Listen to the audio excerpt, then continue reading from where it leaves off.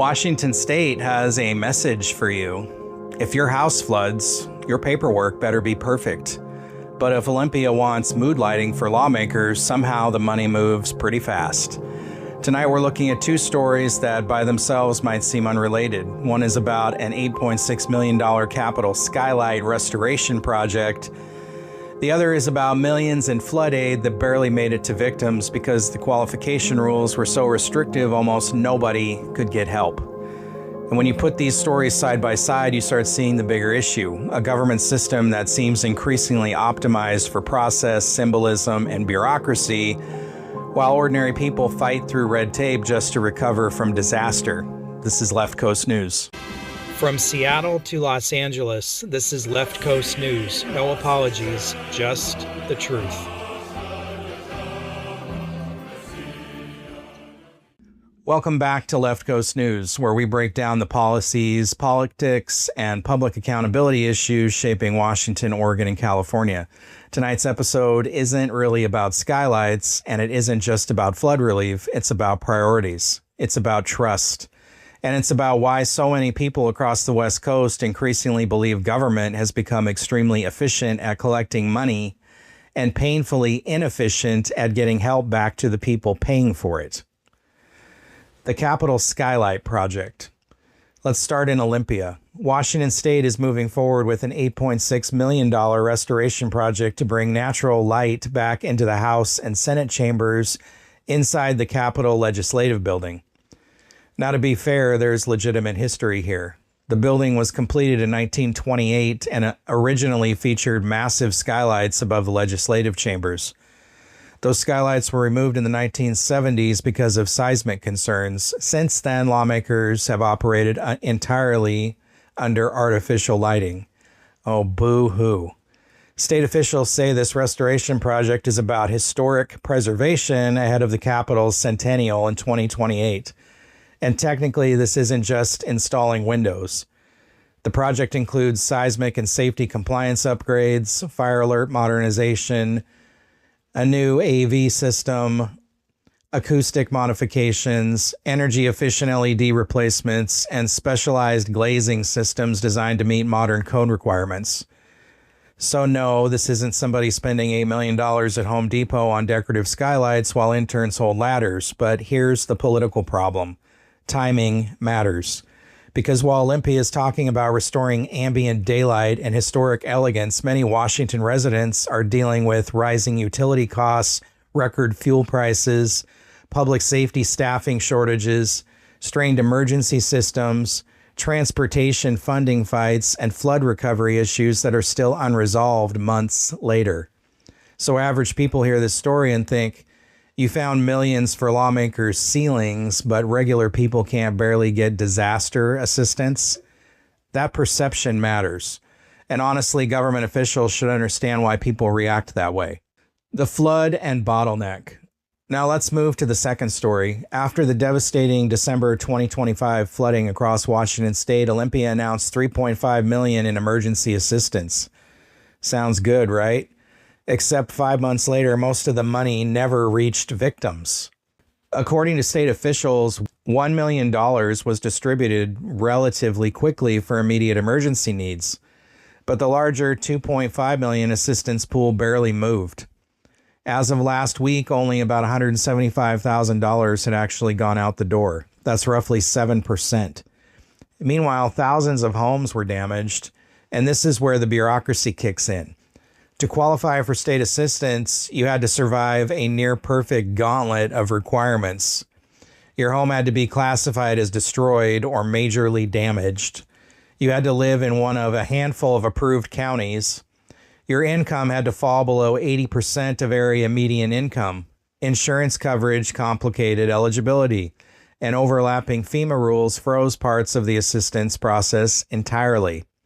So out of roughly 3,900 damaged homes statewide, only about 440 met the severe damage threshold. That means the overwhelming majority of affected households were filtered out immediately. And this is where people get angry, because government officials constantly talk about fraud prevention when restricting aid to ordinary residents. But many of these same agencies oversaw massive unemployment fraud during the pandemic, questionable grant oversight, repeated audit findings, homelessness spending controversies, and administrative systems where millions disappeared into what can only be described as a bureaucratic fog.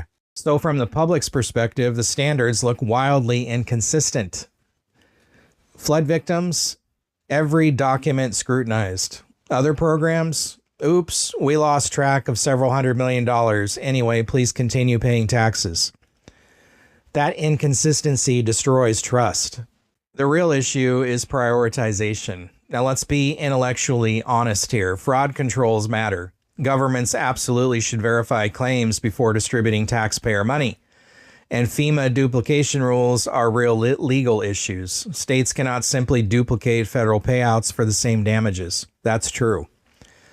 But there's also a difference between accountability and paralysis. And increasingly, many government systems across the West Coast appear designed more around administrative risk avoidance than actual responsiveness. That's the core frustration people are feeling. A family with flood damage doesn't care about bureaucratic turf wars between state and federal reimbursement categories. They care about whether they can stay in their home, whether mold remediation gets done, whether they can replace a destroyed RV, whether they can afford temporary housing, and whether anyone in government seems capable of moving faster than a glacier wearing ankle weights. And here's the bigger issue. Washington still faces massive future flood vulnerabilities. Governor Bob Ferguson is now appealing FEMA's denial of $36 million in mitigation funding designed to harden infrastructure before future flooding happens.